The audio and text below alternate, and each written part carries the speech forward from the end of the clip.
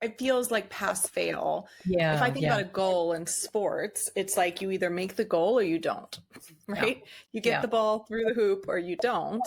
Mm-hmm. Whereas I know you like the language of game, Gigi, and playing the game is a whole different thing, right? There's, of course, you want to win, but you're enjoying the game, right? It's not this one part of the game where it is, you gotta get that ball through the hoop or you failed. Welcome to The Way of the Muse, a podcast for women who want to create richness in every area of their lives, from business and career to lifestyle, relationships, family, purpose, and fulfillment. I'm Gigi Sage. And I'm Makena Sage. We're a mother-daughter coaching team, and combined, we've spent over 4 decades helping people create their best and most fully expressed lives. If you're ready to step into your bigger dreams with ease, fun, and flow, you're in the right place. Let's get into the episode. Hi, everyone. Hello, everyone. Hi, Makena. Hi, Gigi. Great to be back with you all. Yeah. And it's November. Oh my gosh. I know. When you have a 3-month-old? Almost 3 months. Yeah. We just put up our Christmas decorations. We're big on the holidays around here. And I sent Gigi the picture of her in the Santa hat yesterday in front of the tree. Yeah. She's so cute and pudgy. We love her. She's amazing. She has cheeks that are, she has extra cheeks. Yep. She's storing up for winter, even though we live in San Diego and we don't really get winter. So we love her. She's beautiful. I can't wait to hug her. Yeah, it's been super fun. And we are excited for today's podcast episode, which is how to set goals without pressure. And this is a topic that we often get asked about, maybe not in those exact words, but people, the kind of experience people have with goal setting is often like they set a goal and then they feel stressed about it. They set a goal and then they feel pressured to get there, or if they feel like they're falling behind or they don't know if it's going to happen. And so I wanted to talk to Gigi, and we wanted to share with you what are some of the things that we share with our clients in terms of how to approach this. And also, what do we do ourselves? How do we approach this differently? So if someone came to you and said, let's say I want to run this marathon and I'm, have this goal and I need to train and do all these things, but I'm feeling stressed about it. Or I have this financial goal, which is often the case for our clients. And I want to make, $100,000 or $500,000 this year. But every time I set the goal, then I start to feel really stressed and pressured. What do you see around this when clients have this dynamic play out? What's happening there? This is not everyone. It's not all the time. Sometimes it's even things that are more dear to our hearts, I think, or we want them more. Is often what happens is people create goals and then they go into effort. They immediately go into this pressure. And with the pressure, if you look behind that, there's fear, right? That they're not going to make the goal. And so there's this, first of all, that goals, I think, have this, the word goal has this kind of pressure with it almost. Like it's, you had said something, Makena, about. I think it feels like pass fail. Yeah. If I think about a goal in sports, it's like you either make the goal or you don't, right? Yeah. You get the ball through the hoop or you don't. Whereas I know you like the language of game, Gigi, and playing the game is a whole different thing, right? There's, of course, you want to win, but you're enjoying the game, right? It's not this one part of the game where it is, you gotta get that ball through the hoop or you failed. Yeah. And so in this, then what happens, like I said, is people have this, there's all of this history with the word. And so then they go in this pressure. And so the minute we have this, sometimes with clients, it shows up as the minute they have a goal, then they have accountability. And that's the other thing. And so this is an interesting one, to look at, and it's not true for everyone. And this people might, say, no, that's not true. But the truth is what I've seen with working, with so many people is then they have an excuse often. Oh my gosh, I'm under so much pressure because I made this goal. And then they use that excuse to let themselves off the hook of going for it. Okay, and this is complex. I feel like we've got to slow it down. First, you said they have when they have a goal, they go into fear, which I get. Like, what if I fail? What if this doesn't happen? Then you said they have accountability. What do you mean by that? Well, the minute I set a game or a goal, if I say I'm going to make $10,000 or, whatever that is, and I have a timeline on it, then I have accountability right there, right? So immediately I've set up something, I've set it to someone else. And so then while my fear kicks in, what if I don't make it? And that goes back to the pass fail thing, right? And so in that, then I watch people, often they will spiral around this, which is so interesting. And they'll go, this just creating too much pressure because I have this number. And then I'm under so much pressure, so I can't make my goal. And or they'll quit and say, I don't like games, I don't like goals that have numbers. And we're saying numbers, and numbers could also be, again, if this is just often with our clients, we're talking business, but if that number could be, again, running a marathon, that's like a physical example, or let's just use that one. Then it's got a number in the sense of there's a date attached to it. There's a certain number of miles you've got to run. So when we say number, just extrapolate that out to whatever your goal is, because that's part of setting a goal typically, is that it's usually time bound, right? And it has some sort of measure to it that you can know whether you achieved it or not. So what you're saying, Gigi, is with that sort of accountability of, oh, wait, I've said this to someone, now I'm on the hook, so to speak, then people they kind of spiral or freak out and say, well, I don't actually want to do this, or this is too much pressure. And so they almost, it's counterintuitive, but I do see people do it all the time, right? It's like they finally said, I'm going to do it. And then they use that as the reason not to do it. Yeah. Now, again, that's a big thing to look at, but it's a really beautiful, also when you get in there and you dig deep and you look into that, because then you see, if you see it, then you go, oh, okay, this is my kind of like my loop, right? And there's a big distinction to make there in terms of pressure and what I call, which we've talked about in other podcasts, is intent. And intent is intentional action. And that is where, okay, I make a game, and that game is, say, $10,000 again. I'm just going to use that example. And so instead of getting wound up and going, oh my gosh, how am I going to make that, or what I'm going to do? I go, okay, when I have those feelings, and I say, okay, what are the actions I can take to move this forward? Because this is the other truth, is if you really are taking, if my game is 10,000 in 90 days, let's say, and I'm taking every day an action towards making that happen, or a certain amount of time, like you have the clients do, Makena, what's it called, the hour you have? Power hour. Yeah. Which is basically the intentional action of doing things to move their goals forward on a daily basis. The probabilities of me making that number are going to increase exponentially than if I sit and I worry and I'm frustrated and I don't know how I'm going to do it, and I sit and try to think, oh my gosh, I may not. And you see the difference there. And so what happens is the intentional action gives you a place to put the energy.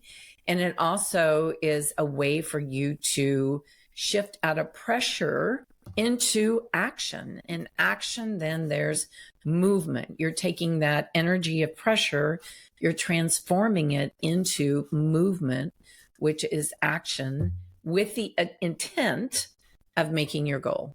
Is that too much? No, that makes sense. I think it's just nuanced. So I want to break it down a little bit. So for one thing, we have a whole podcast episode on the topic of intent. So I highly recommend you listen to that one if you're interested in this topic. It's one of our most popular episodes, and we will link that in the show notes. So, you can go really deep there. But what you're talking about, Gigi, in terms of, it's almost like this alchemizing of the pressure. I love that. I saw it when you were speaking, like there's this energy and it's pressure and it's building up inside of you. And then the action gives it somewhere to go. The action gives it somewhere to move so that it actually transforms, like you said, from pressure into, hopefully results, right? And what happens is people are doing this, what you're saying, that transformation is the pressure releases usually for the most part. Yeah. Unless they continue to just wind themselves up around it. But the natural way of it, I think, when people do go into action and they're doing that consistently, is that actually that energy shifts. Yeah. Doesn't mean the fear doesn't come up. It doesn't mean you don't have those moments, but you have made a choice to do something different, and you have made the choice. It's almost, like I talk about with the intent, is that if it's going to happen, it's going to be me who makes it happen. It's like, I have intent that this is going to happen. I do that all the time. Like, I use this with the weather and with everything, and people think I'm crazy, but I use, and I feel in myself that I go into my core and what's my intent here. And that's what I go for.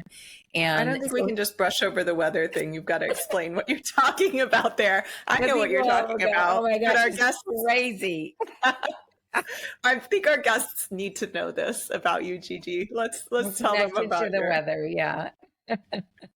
What does that mean? Tell us how you do this. I don't know why I have this thing with the weather.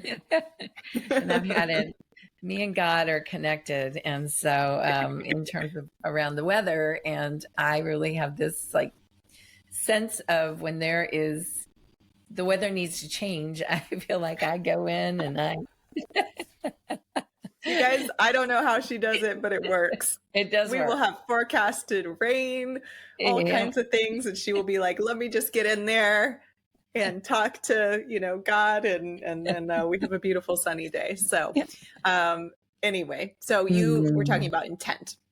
Yeah. And just, having that aligned action, taking the action transforms that pressure into results. But also, I think the other thing is it becomes fun, right?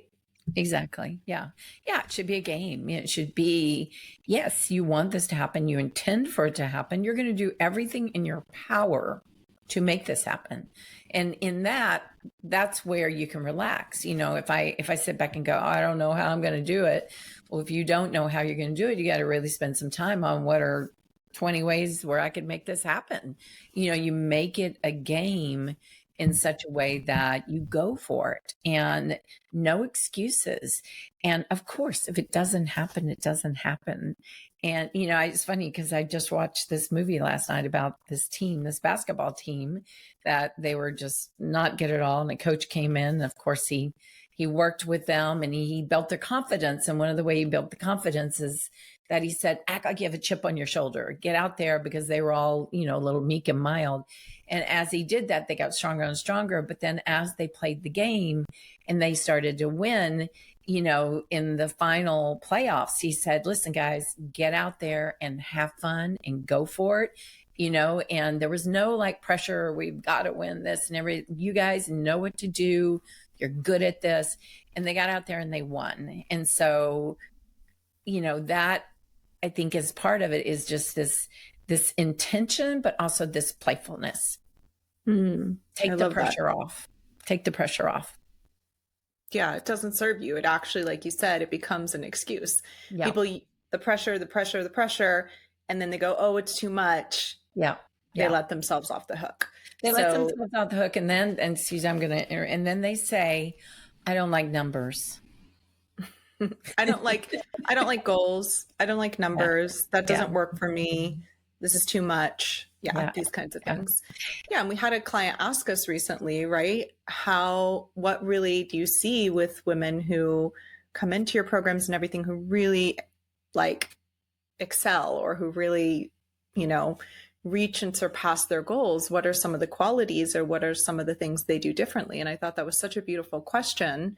And that really ties into this, right, Gigi? Mm-hmm. Yeah. And what I see is often they do the hard things. I mean, that's part of it is when I see women really excel is they go after it, they do make it a game, and they keep going after it no matter what. They are absolutely have the intent, and they just don't go into, they have the fear, of course, but they go into the action. And once you start doing that, you see there's not another option for you. There's not a maybe I can or maybe I can't, because in that the commitment's so strong to I'm going to do this. And yeah, it might not turn out exactly like we want it to, and number might not be exactly what we want, or the success might not be exactly where we wanted it to be. But I guarantee you it will be, you will have moved forward. Absolutely. Yeah. So I think there's something here too. We're talking a lot about action, and there's something here to, consistency and just, continuously moving that thing forward. And it doesn't mean, like you said, that you don't have fear. It doesn't mean you don't have down days and you got to take a day off every once in a while. But how do you tell people to create that consistency in terms of really moving their goals forward or their games forward? Little actions every day. I mean, it has to be a matter of commitment to action, to doing the things that, like I said, that are going to move the needle, and that is absolutely consistent. It can't be one foot on the gas and one foot on the brake. It has to be, I'm doing this no matter what. And then in that, creating the space and time to do that.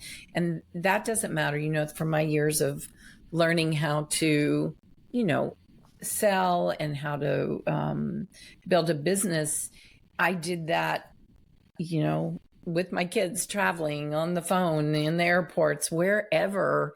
It did not have to be there to sit down and make this certain moment. It was because, again, it was my intent that it was going to happen no matter what. No matter what. Yeah. No, there was no excuse. I have children. I don't have time.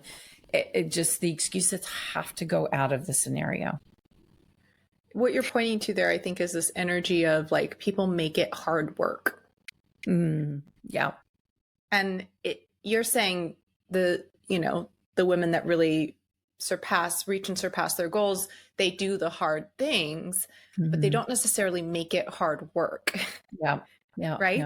And whereas if you, that's the pressure part. That's the, this is, I've got to sit down and do this every day. And if I don't do it, then I failed. And then, like you're saying, it has to be the certain way. Whereas you're talking about when you built your business and you just made it work around whatever, you were clear about the game or the goal. You knew you were going to do it no matter what. And then you fit that in however you could, wherever you could, and kept that energy. I think that's part of it too with the consistency. It's not about, people hear the word consistency and they think like boring. Yeah. They think like, oh, the same thing day in, day out, whatever. Right. But it's more about continuous action. Like you're saying, continuous action. Yeah. Keeping that energy moving forward in a direction and then not making it harder work than it needs to be. Yeah. And I mean, if you're an entrepreneur and you have your own business, part of it, if you make it into pressure, then what fun is it to have your business? Of course we have times when it's pressure, we're in pressure time, but we love what we do.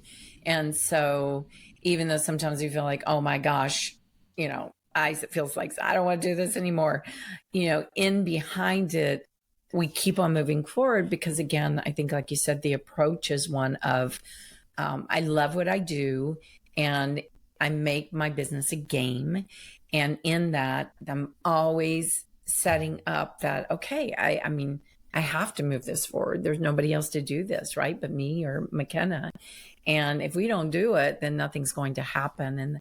And that you have to love. And if you don't love that, then it's also, It's really to look at, is it better to have a job? And there's nothing wrong with that either. Yeah.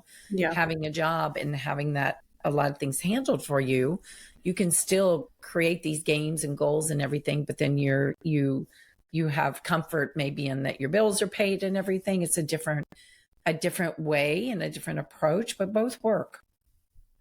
I feel like we have to share, this isn't in our outline, but that quote that you love, because this is your favorite quote, right? Until one is committed. Yeah. Can I read it? Yeah. This is Gigi's favorite quote, and it's a little long, but it's really powerful. So I think it fits this perfectly. Until one is committed, there is hesitancy, the chance to draw back, always ineffectiveness. Concerning all acts of initiative and creation, there is one elementary truth, the ignorance of which kills countless ideas and splendid plans, that the moment one definitely commits oneself, then providence moves too.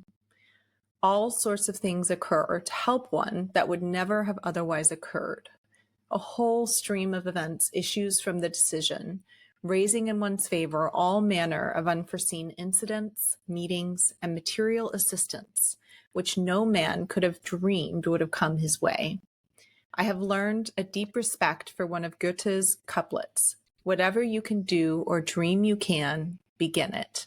Boldness has genius, power, and magic in it. Begin it now. So that's William Hutchinson Murray, and that last quote is Goethe, so he credits Goethe there. But yeah, it's such a powerful quote because it's talking about that when you really commit then and go for it, then all kinds of things open up. And we've seen that time after time. And I've had that experience so many times through my life and my career, when I decided I wanted to write a book. And then all of a sudden, like magic, it came to me. Someone came to me, told me she wanted to write a book with me. Anyways, the spiral of things happened because, again, I was already committed. I had that in me. I knew I was going to do it somehow. I just didn't know how. So you don't always have to know how, but that level of, this stops with me. I'm going to make this happen. There's such a power in that because, that's the inner work you're doing there. It's not the outside world. It's the inner you going, absolutely. I might sit on an airplane and there might be the publisher right there next to me. And that's again, that synchronicity or those moments that we call them God winks, where something happens and everything that we wanted is right there. But that because we know what we want, and then we have that internal commitment, that internal intent that is going to happen. Yeah, and we hear this all the time from clients. And I just had someone close to me that was sharing this with me the other day. They were like, wow, it's like this opportunity came out of nowhere. And I said, not really. I said, you've been consistently in action. You've been going for it in all these different ways, putting the action in, taking, moving it forward. And even though it seemed like this one was out of left field, it wasn't at all. It was because of that intent and that energy. That's what we see. And that's what that quote is speaking to, is it won't always come directly from the exact action you take there or the exact person you reach out to or whatever that might be. But there's something in, who knows why, it just seems to be the way it works, right? There's something in the way the world seems to operate that when you're in that consistent action, and especially when you're in it from that place of making it a game and making it fun, right? And not from the stress and the pressure and whatever, then, like you said, synchronicities start to happen, God winks, things, opportunities out of nowhere. So that's why you want to set goals without pressure. Yeah. Put it that way. And it's so much fun, that's where, and again, it's tough and it's hard sometimes, but it's also fun. Yeah. It starts to be fun. Like, wow, I can't believe this is happening. And things start to open up in such a way that's almost like a snowball effect. So it's getting over that hurdle, and it's interesting working with people for so long. You see, some people can just make that shift. And for some people it's more difficult. But I think if a lot of times if we dig into the people where it's more difficult, often they're not 100% committed to what they're doing. Are they don't really want to grow, or they don't want to put the work into what the growth is going to take. And so in that they underneath, they have the brakes on to some degree. Yeah. It's something they think they should do, or that they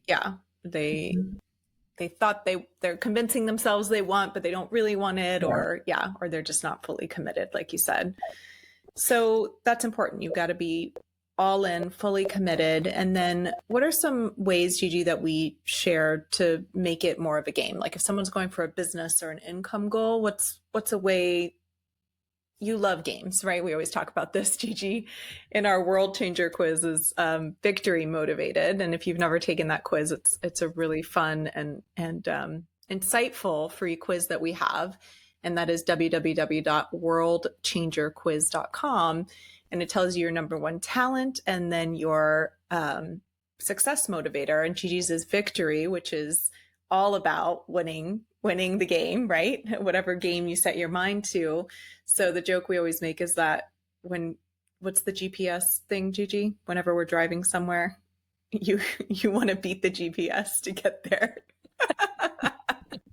I just have images of you on road trips. Like it says we're going to get there at 10:57. We're going to get there at 10:30. Like the time off. Yeah. I'm revealing all of Gigi's like secrets today. So that's even in traffic. I'm always like finding how do I find the way around the traffic, and I do all the time. So that's kind of your makeup, and I think that's one of your gifts. Part of your genius is that you do make so many things a game. So what are a couple of ways for someone, if they're in business or going for an income goal, that they could do that?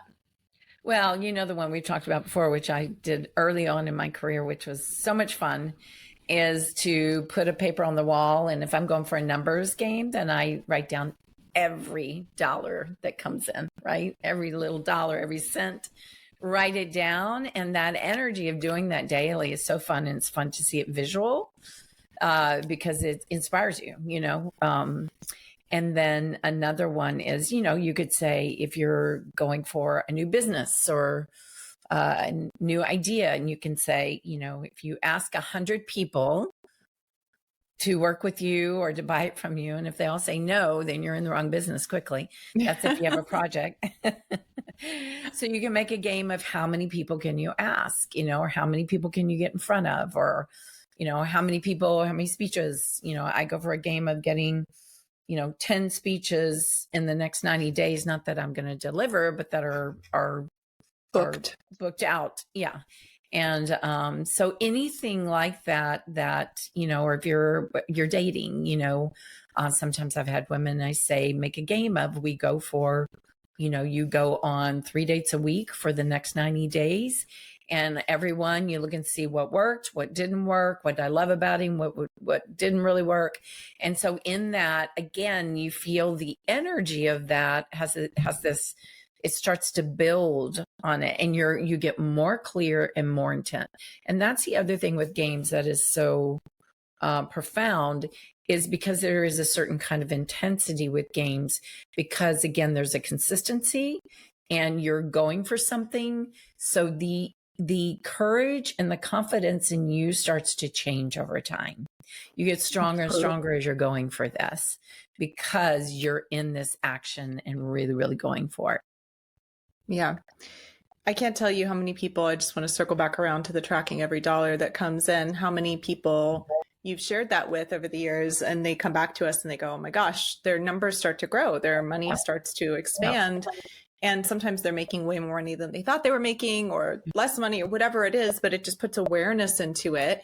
And again, what you put your attention on expands. So that's a really, really fun one. And the other thing I was going to say about the asking 100 people is, I can't remember where I heard this story years ago, but there are some people who create a game around going for as many no's as they can. Yeah. Right. Yeah. And it's like, you want the yes, of course, but if you make it around, I'm going to get, 40 no's, then you're bound to get some yeses in there. And it kind of makes it like fun because you're like, Yeah. oh, okay, got another no, right? Yeah, I like Instead of that. like, oh Yeah. my God, I didn't get, they didn't say yes. All So right. that's a fun way you could do it as well. Yeah. Something you could do, let's say if it was a fitness goal, which is another common area people set Mhm. goals, it's just 15 minutes per day on whatever that fitness goal is every day. Didn't you have a client, you said, doing this recently, and that was huge for them? Oh, yeah. Yeah. I have a client that said they started back in April or May and 15 minutes a day, and her body's completely changed. She's on this program. She's just doing weightlifting, I think 15 minutes a day. And in that, she's changed completely. Yeah. So That's again, so it's great. that choosing what it is and being consistent. Yeah. And those are the practices of success when you do that. And people don't realize, it's just so hard to get people to see this, especially if they're starting out, is that consistency really does build to something, and it's hard because people think, oh, it's not going anywhere. And so they want to make a change. And it's good to tweak sometimes, but from my experience, it's really, really good to make a time frame on things, because then you can reflect and go, okay, is there a shift that now needs to be made? Because again, if there's not commitment, then what happens is we keep shifting and changing. So that's such a great point, because so much of the time it will feel like nothing is happening for a certain amount of time. Yeah. And if people give up too early, that's when they don't get the result. But we always say, and Gigi, you're the one that taught me this, is at least 90 days. And there's something magical about that 90-day window. I really do think there is, because I can't tell you the number of clients. We teach this in our programs. I teach this in my Simplified Business Bootcamp program. And I can't tell you how many people have come back and said, I was not getting any results, not getting any results. And like the day before the 90 days was up, or, the week before, suddenly I got 3 clients, right? Or whatever that game was that they were going for. But I also, there's so many people who didn't make it to the 90 days. And then they're, coming back going, it doesn't work. It's, I'm so frustrated. So minimum, a lot of the time we say 90 days, consistency in moving towards your game or your goal, then something usually will start to move by that time. Yeah. Yeah. I think another really great time frame for people sometimes is 18 months too. And that's for bigger games. A year, a lot of time isn't enough. 18 months gives you more time there. Yeah. That's a good in terms cycle. Of that, you always say to make kind of a quantum leap, right? To really make a huge jump in something. You'd be amazed at what happens. In 18 months. Yeah. Last but not least, I want to share an app called Everyday app. And it's just a little tracker where you can just check off day by day, and it shows these colors. It's really just pretty and visual. So that's a great one, a great resource for when you're doing some kind of daily action. The other one is the book, The Slight Edge, that we used to recommend all the time. I think it's Jeff Olson or something like that. I think so. Yeah. And that's really about the power of those micro actions on a consistent basis. So I've shared a lot of information, a lot of resources today. We'll link all of these in the show notes. Again, we shared the Power of Intent episode, so we'll link that there.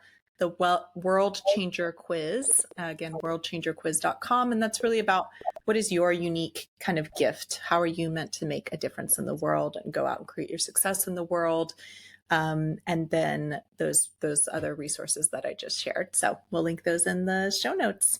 Thank you, Gigi, for your brilliance. Yeah, you too. Thank you, Makena. Thank you, everyone. See you all next time. Okay, bye-bye. That's our episode for today, but let's not make it the end of our love story. Be sure to subscribe to the podcast and think of some women in your life you'd love to share it with. And if you want to learn more about our events and programs, visit wayofthemuse.com. See you next time.